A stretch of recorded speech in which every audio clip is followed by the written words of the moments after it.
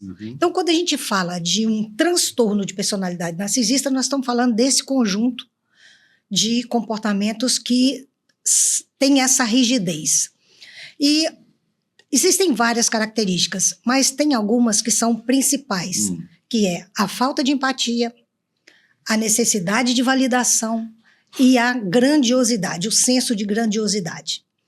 Tem várias outras, mas essas três são as mais presentes, né?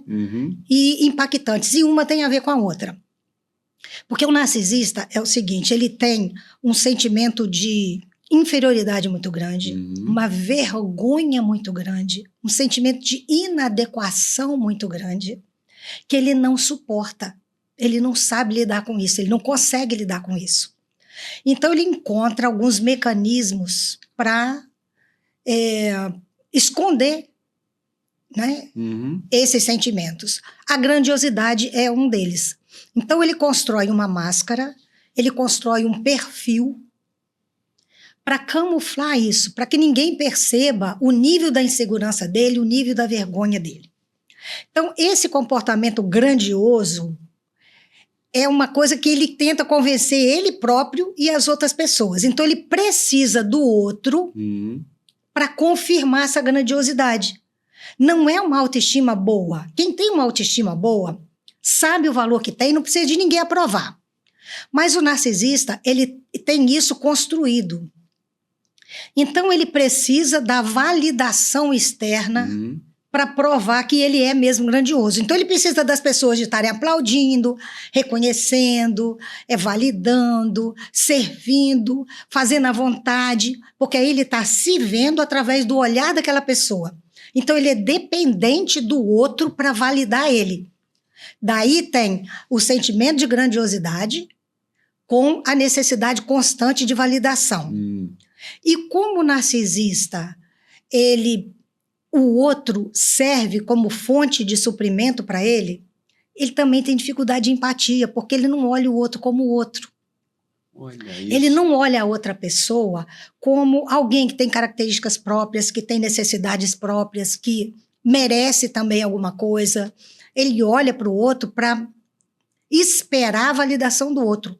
Ele olha para o outro esperando essa confirmação que ele quer. Então, a outra pessoa é fonte de validação para ele. Meu certo? Deus. Então, essas três coisas estão muito interligadas, né? Que é a falta de empatia, a grandiosidade e a necessidade constante de validação da outra pessoa. Tem várias outras características. Ele não suporta a crítica, porque a crítica invalida essa imagem que ele construiu. Então, ele não pega uma crítica e se autoanalisa para saber como ele pode usar aquilo. Não, a crítica é como se destruísse a imagem que ele construiu dele mesmo. Olha isso. Então, ele se irrita, né? Ele se sente exposto, né? E o narcisista, ele compete também o tempo todo, a competição também faz parte disso, porque como o narcisista se sente muito inferior, ele precisa acreditar que ele é muito grande para se sentir alguém. Então não dá para ficar no meio das pessoas como se fosse mais um. Olha ele isso. precisa ser muito grande, ele precisa ser muito especial para ele poder sustentar, para ele conseguir equilibrar as emoções dele, entendeu? Para regular as emoções dele, ele precisa estar num patamar muito alto, porque senão ele se sente completamente desnorteado. Meu Deus, olha isso. Então, é uma pessoa que sofre e que faz as pessoas sofrerem, porque ele usa os outros. Meu né? Deus. E nisso aí, os relacionamentos, eles acabam sendo baseados na exploração. Porque não tem troca no relacionamento com o narcisista, entendeu? Porque ele só está esperando receber alguma coisa do outro para ele regular as próprias emoções. Então, ele não tem um espaço para se preocupar em como a outra pessoa se sente, não é? Então, ele não tem empatia. Então, é uma dependência do outro. Ele sempre depende do outro. Ele sempre depende do outro. E que atenda a perspectiva dele. Exatamente. Meu Deus. Então, ele é uma pessoa... tem pessoas que são dependentes emocionais de narcisista, mas o narcisista também é um dependente emocional. Pois é. Né? Porque ele precisa. E daí que a gente sempre as pessoas sempre perguntam, é verdade que um narcisista atrai? Por que todo narcisista atrai? Não estou dizendo que todos traem, mas é natural que o narcisista atraia, ou seja, natural não, né? Mas é comum que o narcisista atraia, porque se ele depende constantemente de validação, então ele precisa de um monte de gente. Meu Deus, olha isso. Para validar, para desejar, entendeu? Para ele se sentir querido, amado, reconhecido, né? Se sentir importante. Então, por isso que ele trai. Os relacionamentos com o narcisista não tem afeto, certo? Tem utilidade. Olha isso, gente. Olha, nós fizemos um debate desse na quinta-feira retrasada, na rádio, no Debate Família, e que está repercutindo até hoje. É impressionante, doutora Elizabeth, e a senhora acompanha também pelas redes, assim, sabe, uma reverberação nesse sentido, que eu fiquei pensando assim, falei, meu Deus, isso sempre aconteceu, teve uma explosão agora a partir do advento aí das redes sociais, isso passou a ser mais falado, ser mais comentado. O que houve, doutora, na sua opinião? Pastor, não é um comportamento que nasceu agora. Sempre existiu. Se a gente lê a Bíblia, a gente vai ver dentro da Bíblia vários comportamentos assim, certo?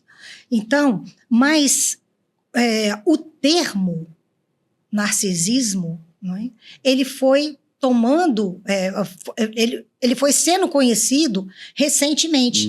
Então, eu sou formada há 40 anos, eu nunca estudei sobre transtorno de personalidade narcisista na faculdade. Olha isso. Né? Hoje tem muitos psicólogos que não conhecem sobre transtorno de personalidade.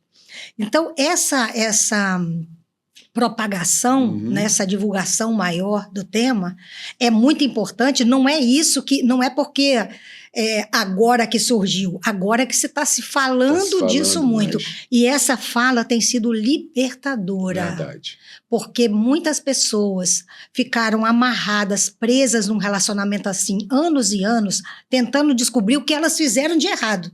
Olha isso. Entendeu? Por que elas estão vivendo isso? Elas se esforçaram, se sacrificaram, tentaram se multiplicar em 10, tentaram mudar sua própria identidade para agradar o outro, nunca funcionou e elas acabaram se sentindo frustradas, inadequadas, responsáveis pelo fracasso de um relacionamento.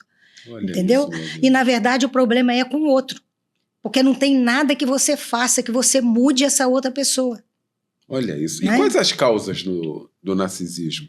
Então, pastor, eu acredito que a ciência ainda vai descobrir muita coisa.